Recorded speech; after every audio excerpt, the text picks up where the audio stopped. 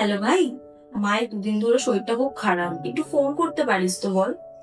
আরে বাবা, মা তো আমাকেও ফোন করতে পারে। তুই আছিস যখন সামলে নে না। আমি ব্যস্ত থাকি, বারবার আমাকে কাজের মধ্যে ফোন করছিস। তাই বলে তুই একবারও মাকে ফোন করে খোঁজ নিবি না? আর দেখ, তুই আছিস, তুইন্দাও আছে, এসবের মধ্যে আমাকে টানিস না। কি বলছো তোমার দিদি? যাবার কথা বল। তোমার মা তো আবার তোমার দিদিকেই বেশি ভালোবাসে। যাচ্ছ যাও, গিয়ে আবার বলে যেও না।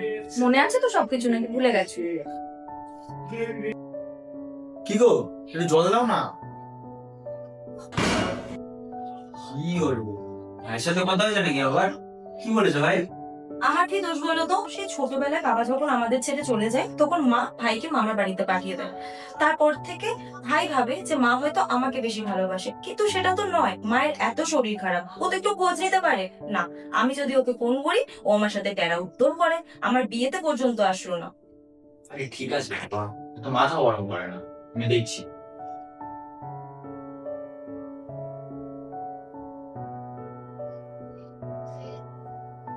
হ্যালো।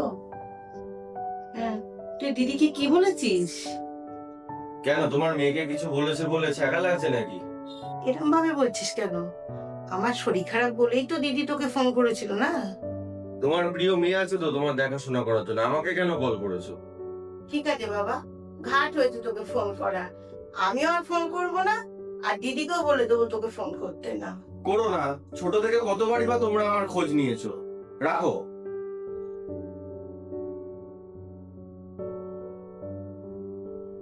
কি গো সারাও, কি খবর?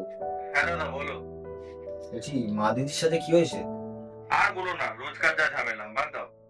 সে নয় বাদ দিলাম, বলছি পরশু তো মাদার্স ডে, তোমার কিন্তু আসতেই হবে। তুমি জানো তোমার কথা ফেলতে পারি না, আর এই সুযোগটাই তুমি বারবার নাও। ঠিক আছে, যাবো। অবশ্যই এসো কিন্তু। দেখেছো মা, আজকের দিনও ভাই এলো না। আরে কে বললো ভাই আসবে না? আজকে মাদার্স ডে, আজকের দিনে আমি আসবো না সেটা হয়? এসছিস?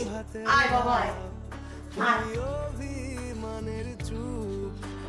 তোরা দুজনেই আমার সন্তান, তোরা দুজনেই আমার কাছে সমান, আর তোরাই আমার জগৎ, আর তোদের নিয়েই তো আমার বেঁচে থাকা। আর আমি কেউ নই। তুমি তো আমার সোনা ছেলে, তুমি না থাকলে কি এইসব হতো? সব তো হলো, কিন্তু খাবারের আয়োজন? বিরিয়ানি মামা থাকতে আবার চিন্তা কিসে? জোম্যাটোতে অর্ডার করে দিয়েছি, এক্ষুনি চলে আস। আমি তোমায় হাওয়ায় আবার ডাকি মা,